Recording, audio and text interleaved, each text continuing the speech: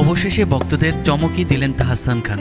গত 4 জানুয়ারি নিজের verified Facebook পেজে তার হবু স্ত্রী রোজা আহমেদের সঙ্গে একটি ছবি প্রকাশ করেছেন। ক্যাপশনে লিখেছেন, কোনো এক ছুটির দিনে যখন আমি পিয়ানোতে আমার সুরে নাচের মুদ্রায়, সেই তুমি কে, যার ছন্দের মুগ্ধতায় কেটে যাবে বাকিটা জীবন, ধোঁয়া ওঠা চায়ের কাপে, সেই তুমি কে। সঙ্গে হ্যাশট্যাগ জুড়ে দিয়েছেন হোম ফর লাইফ।